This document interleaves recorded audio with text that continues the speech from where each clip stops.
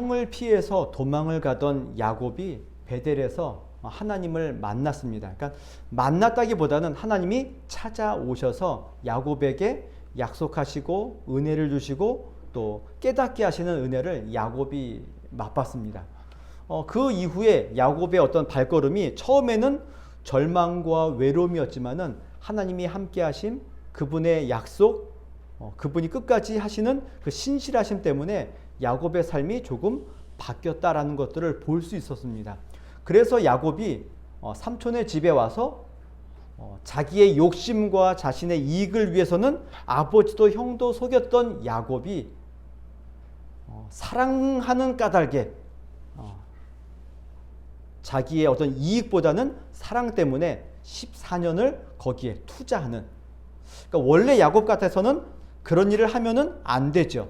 그런데 어쨌든 하나님을 만난 이후에 그가 조금 변화되어서 욕심과 어떤 것들보다는 사랑이라는 것들 때문에 14년간을 거기서 열심히 무보수로 일하는 모습을 보이는 겁니다. 그러나 이 사랑이 야곱에게 힘이 되었지만은 그 14년 동안에 힘이 된과 동시에 뭘 잊어버렸습니까? 하나님의 약속과 하나님이 야곱에게 주신 은혜의 내용들을 잊어버리는 또 하나예요. 어떻게 보면 좀 양면의 어떤 날선 검과 같은 양면성이 있는 거죠. 한쪽으로는 야곱에게 힘을 주었기도 했지만은 한쪽으로는 하나님을 어떻게 보면 잊어버리고 약속을 잊어버리고 살아가는 수단이 되었다라는 것들을 볼 수 있었던 겁니다. 그러나 이런 야곱은 하나님의 약속을 잊어버리고 사랑 때문에 열심히 일했지만은 하나님은 그런 야곱을 향하여서 책망하시거나 야곱을 혼내시거나 야곱에게 심판하시지 않고 하나님은 신실하게 자신의 약속을 지켜가셨죠. 어떻게 지켜주셨습니까? 그 혼란스러운 야곱의 그런 그 집안 가운데 여전히 자녀들을 많이 주셨다라는 겁니다. 이게 하나님의 신실하심인 거죠. 그 과정을 보게 되면은 그 엉망이죠. 엉망진창인 가정이 있지만은 하나님의 신실하심으로 인해서 자녀가 점점 많아지는 그런 일들이 있었던 겁니다. 근데 오늘 본문에서는 그 자녀가 뭐 12명이나 되는 자녀를 낳은 이후의 어떤 사건들에 대한 이야기를 하고 있습니다. 그래서 25절에 보면은 라헬이 요셉을 낳았을 때 이렇게 시작합니다. 요셉을 낳았을 때 야곱이 라반에게 찾아가서 이야기하죠. 나를 고향으로 보내주십시오 라고 이야기한 겁니다. 당연히 해야 될 일이었지만은 지금 이 말을 할 때까지 시간이 얼마나 흘렀습니까? 뭐 나와 있지 않지만은 14년이 흘렀을 겁니다. 왜냐면은 야곱이 라반과 약속을 했죠. 7년 동안 라헬을 위해서, 또 7년 동안 라헬을 위해서 14년간을 그 레아와 라헬 때문에 일을 하기로 약속을 했기 때문에 그 약속을 지킨 이후가 요셉을 낳았을 때다라고 우리가 분명히 추측할 수 있는 겁니다. 그래서 야곱이 이제 자신의 어떤 뜻, 자신이 여기 온 목적을 기억하고 이제 고향에 돌아가야 되겠다라는 생각을 하고 라반에게 이야기하는 거죠. 저를 보내주십시오. 근데 참 재밌는 게 뭐냐면은 이 야곱이 외삼촌에게 뭐라 하냐면은 일하고 얻은 처자를 내게 주시어 나로 가게 하소서. 이게 왜 이상하냐라고 했저게, 왜 재밌냐라고 했저게, 그냥 보통 라반과 지금 야곱은 어떤 관계입니까? 삼촌과 조카 관계거든요. 이건 굉장히 가까운 관계인데 자기가 자기네 집에 가려고 하는데 삼촌에게 허락을 받는 겁니다. 참 희한하죠. 저희가 뭐 보통 저희가 외삼촌 집에 놀러 갔다가 집에 가야 되는데 삼촌 저 집에 갈게요 이러면 끝날 걸, 삼촌 저로 하여금 저와 함께 온 동생들과 함께 집에 갈 수 있도록 허락해 주십시오. 뭔가 앞뒤가 맞지 않는 이야기인 거죠. 이게 뭘 우리에게 보여주면 야곱의 14년간의 이 세월 자체가 라반과 야곱이 뭐 삼촌과 조카의 관계가 아니라 어떻게 보면 주인과 종의 관계인 거죠. 그러니까 가고 싶어도 마음대로 갈 수 없고 허락을 맡아야 가는. 나중에 뒤에 31장에 보게 되면은 야곱이 떠날 적에 어떻게 도망갑니까?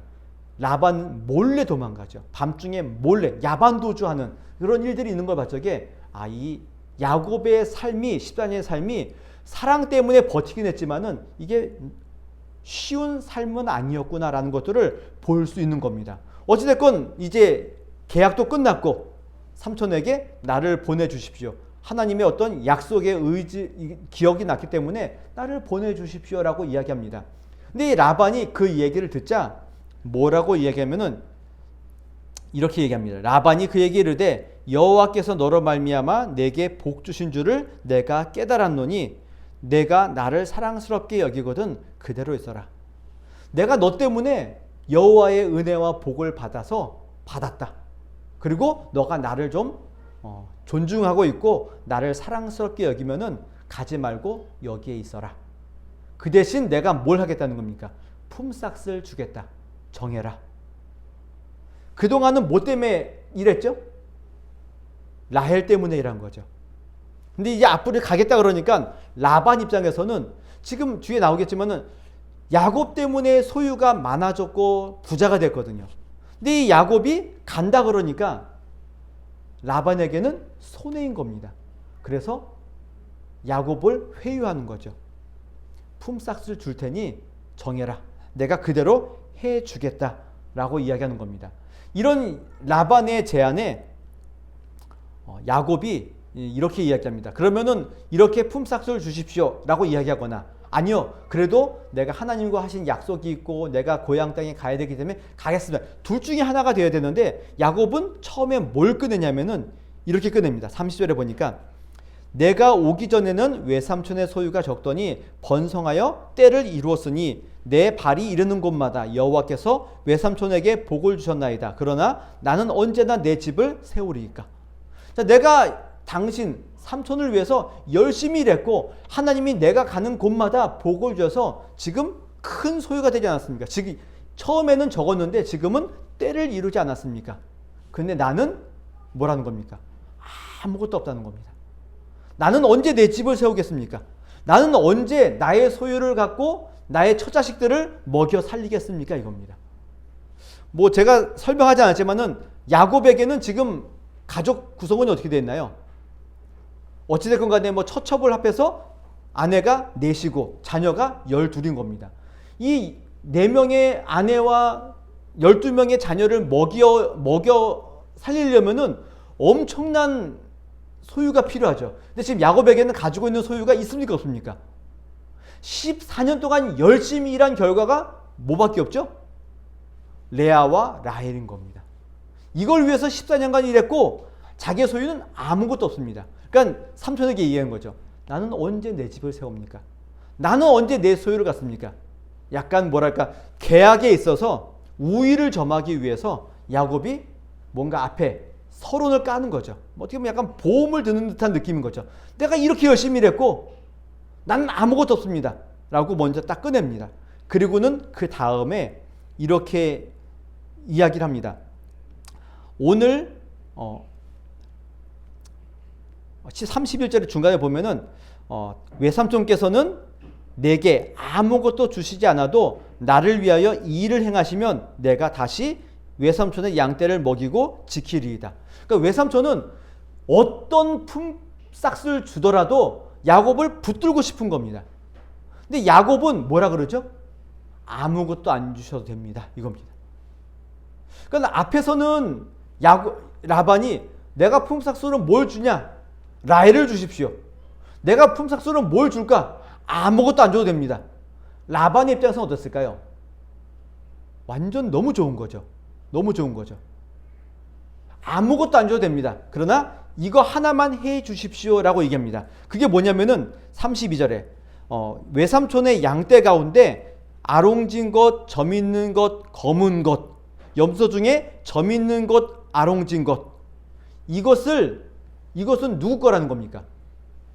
나에게 주십시오 이겁니다. 품삯을 정하지 않는 겁니다. 뭐 1년을 일하면은 뭘 주겠다 이게 아닌 겁니다. 그 당시 뭐 이렇게 양치는 사람들의 뭐 품값 그러면은 뭐 그 소유의 뭐 20%, 뭐 10% 아니면 20% 정도 주는 게 그 당시 뭐 관례였다고 하는 겁니다. 근데 야곱은 10%, 20%가 아니라 다 필요 없고 그냥 점 있는 것, 아롱진 것, 검은 것 이런 것들은 내가 갖고 하얀 것은 삼촌이 가지십시오 이야기한 겁니다.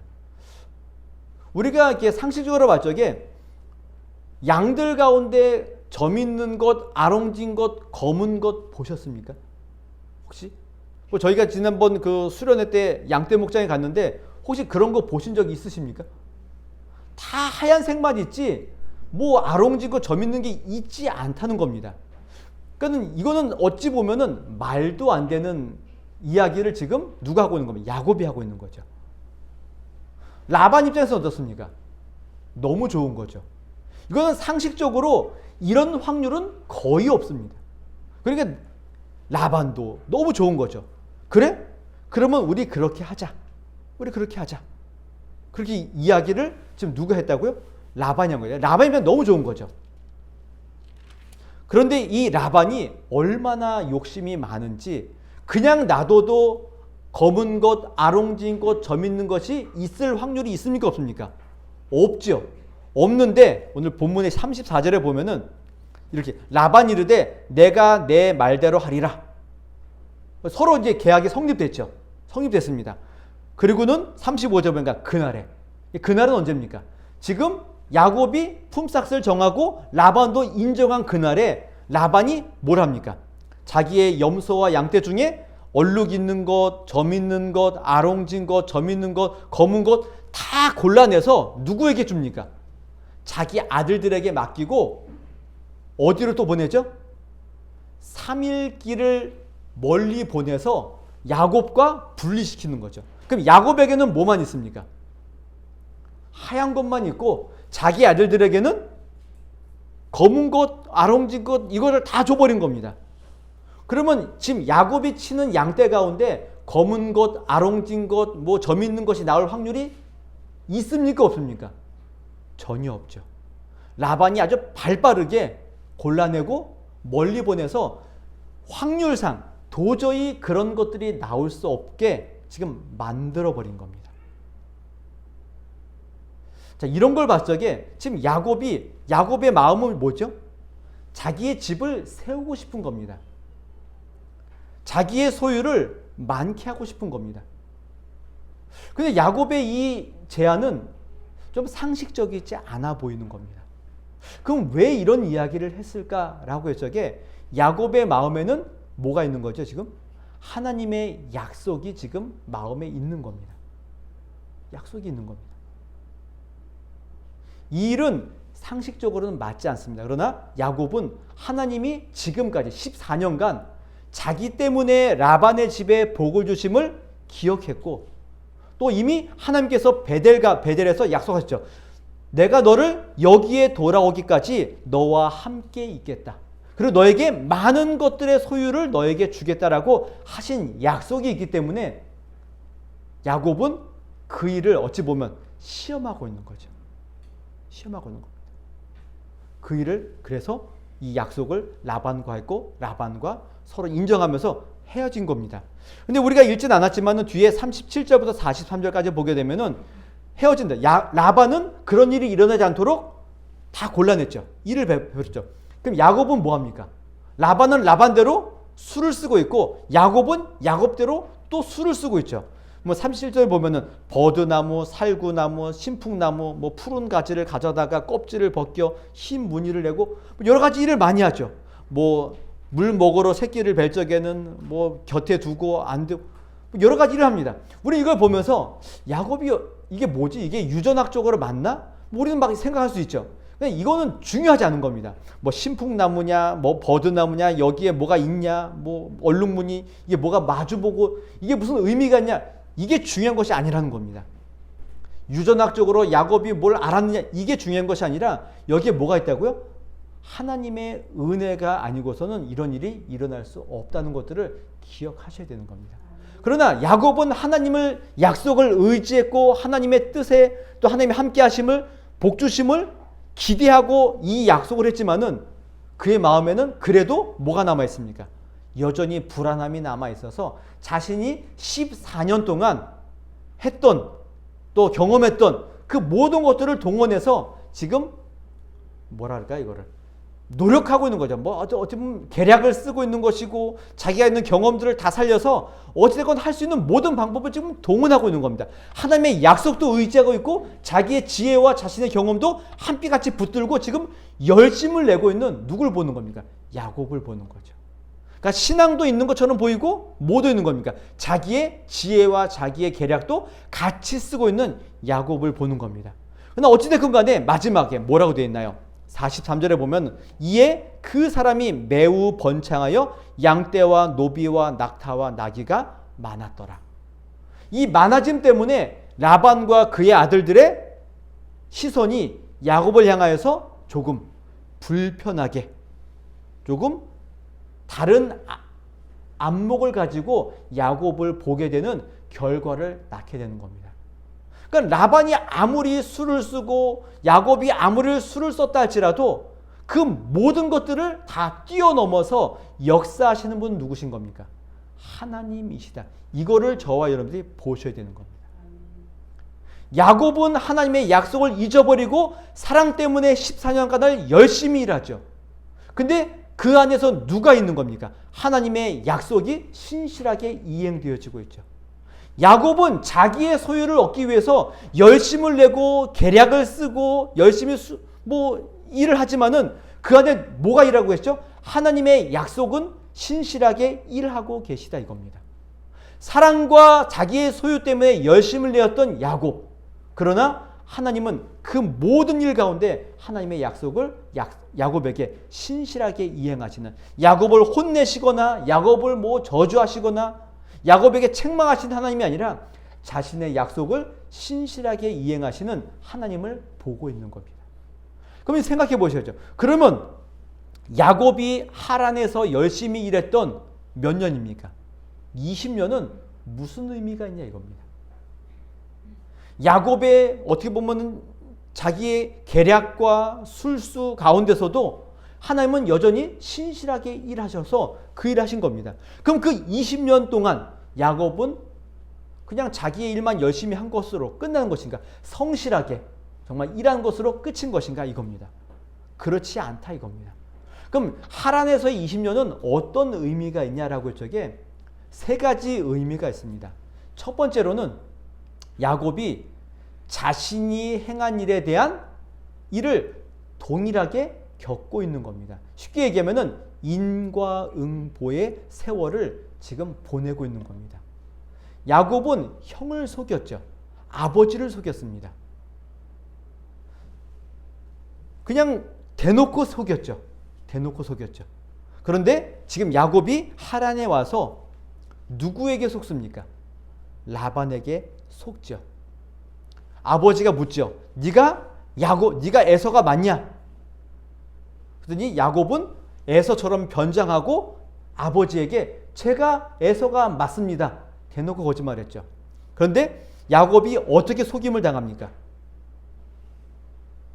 라헬과 결혼할 줄 알았는데 레아가 라헬로 변장하고 들어와서 네가 라헬이냐? 내가 라헬입니다. 또 동일한 일을 겪고 있는 거죠. 외삼촌에게 이야기하죠. 외삼촌, 왜 나를 속였습니까?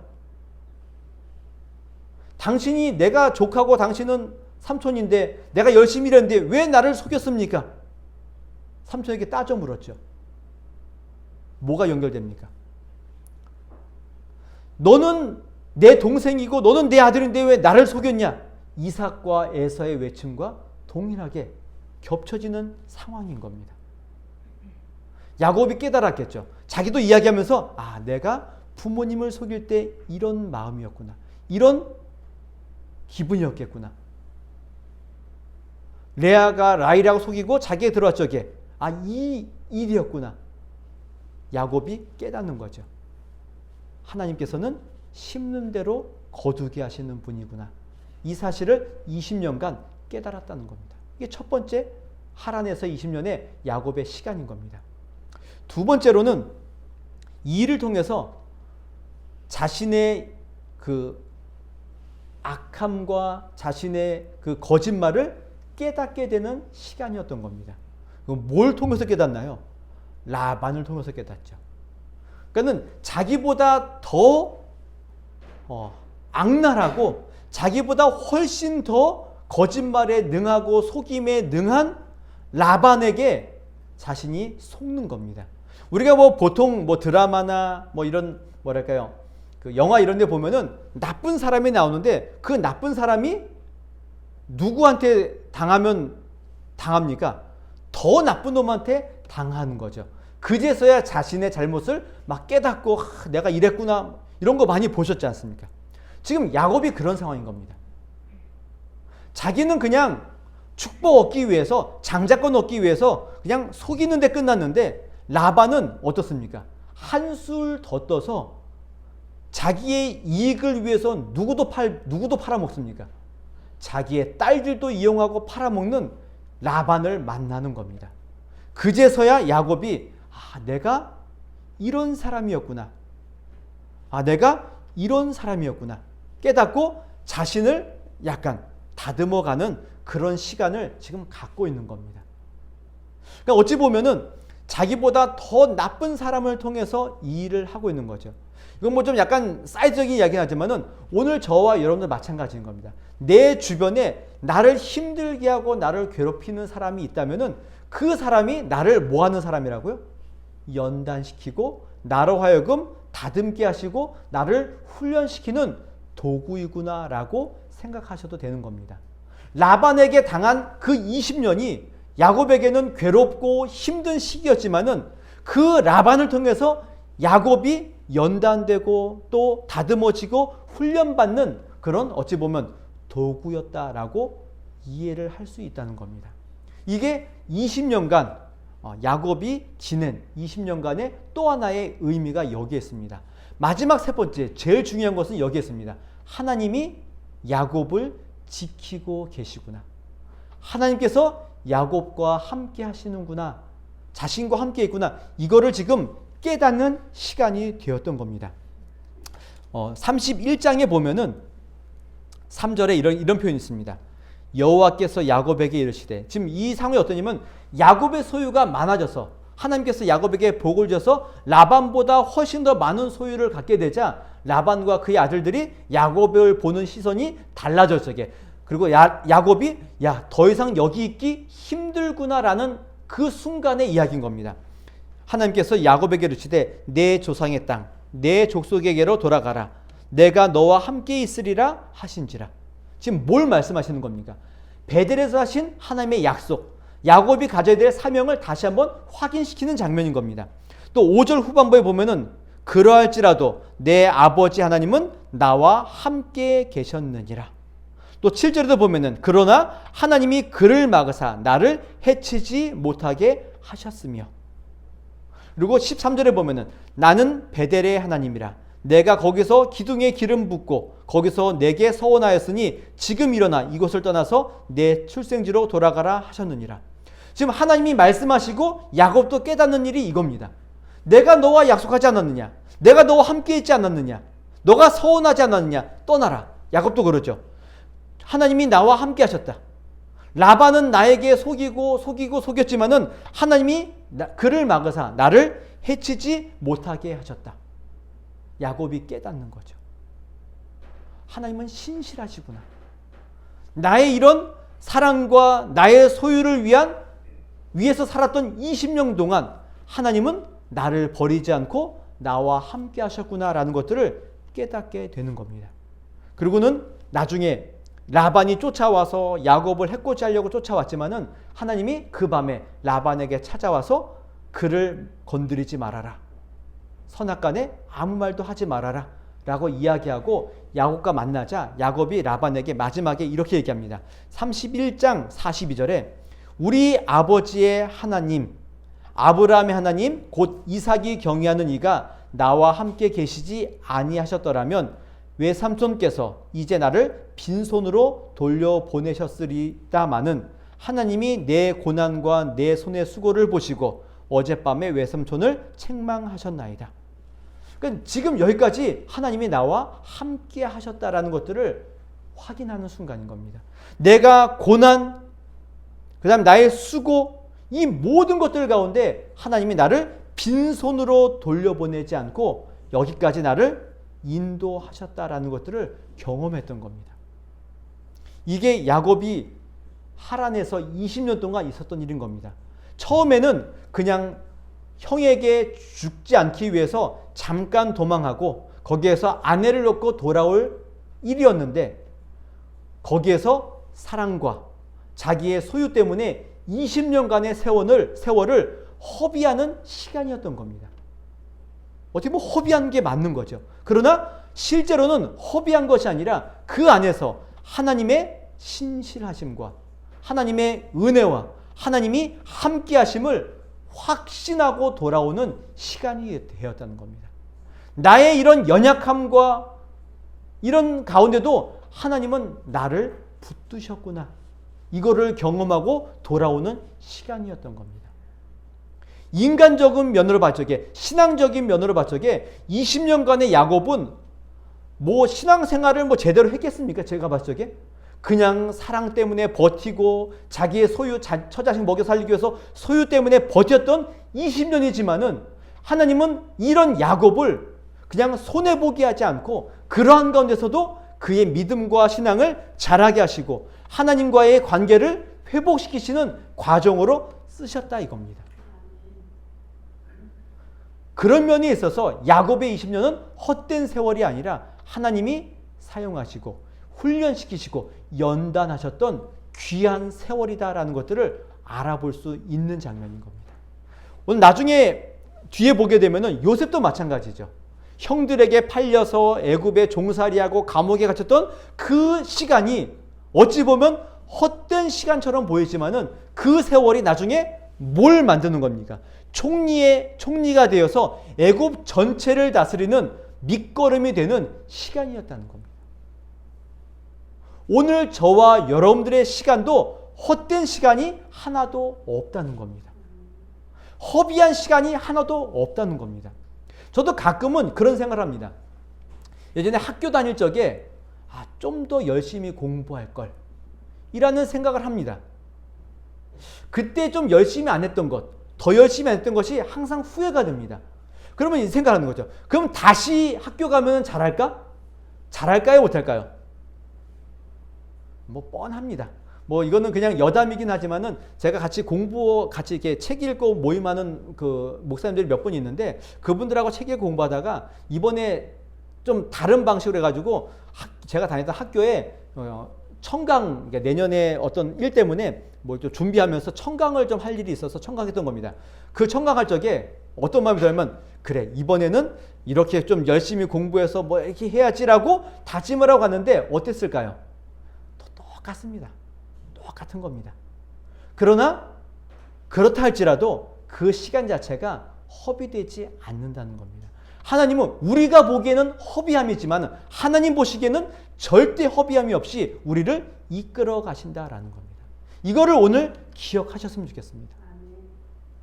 야곱은 20년 동안 열심히 일했습니다. 그러나 그 시간이 자기를 위한 삶이었지만은 하나님은 그 시간을 야곱을 위한 시간이 아니라 하나님을 경험하고 하나님의 은혜와 복을 깨닫게 하는 시간으로 그를 이끌어 가셨다는 것들을 기억하시면 좋을 것 같습니다. 또 야곱이 이렇게 얘기했죠. 내 집은 언제 세우겠습니까? 나의 소유는 어떻게 만들어지겠습니까? 이 이야기를 했다고요. 근데 이 소유는 야곱의 힘과 지혜와 성실함으로 이루어지는 것이 아니라 누가 주시는 겁니까? 하나님이 세우신다라는 것들을 우리에게 가르쳐 주는 겁니다. 그렇다고 해서 어차피 하나님이 우리의 소유를 만들어 주실 거니까 우리는 그냥 아무렇게나 막 살자 이 얘기가 아니라 당연히 우리는 성실히 우리에게 주어진 일들을 잘 감당해야 되겠죠. 그러나 중요한 거는 나와 내 집은 누가 세우신다고요? 하나님이 세우신다라는 것들을 기억하시자는 겁니다. 오늘 본문의 이야기가 겁니다. 야곱의 삶을 보게 되면은 하란의 삶을 보면은 도대체 이 사람이 신앙인인지 아닌지 막 그냥 갈팡질팡한 것처럼 보이고 하나님과 세상 사이에서 양다리 걸치면서 왔다 갔다 하는 사람처럼 보이긴 하지만은 하나님께서는 그를 세워주시고 있다는 겁니다. 그를 하나님의 축복 가운데 인도하고 계시다 이겁니다. 오늘 이 두 가지를 기억하시면서 나와 내 집은 누가 세우지? 누가 세웁니까? 하나님이 세우시는구나. 과거를 돌아볼 적에 헛된 것처럼 보이는 나의 세월은 헛된 자리가 아니라 그곳에서도 하나님은 신실하게 우리를 훈련시키시고 우리를 연단시키셨구나. 이 사실을 기억하시면 되는 겁니다. 야곱의 삶이 오늘 우리에게 주는 교훈은 이 두 가지입니다. 내가 세우는 집이 아니라 하나님이 세우시는 집이구나. 헛된 시간이 아니라 허비하는 시간이 아니라 하나님이 연단시키시고 훈련하신 시간이었구나. 이 사실을 기억하시면서 오늘 우리에게 주어진 이 하루, 또 앞으로 우리에게 주어질 이 하루, 이 시간들을 성실함으로 주님의 은혜와 복을 기대하시면서 담대하게 살아가시는 하나님의 백성들이 되시기를 주님의 이름으로 부탁을 드리겠습니다.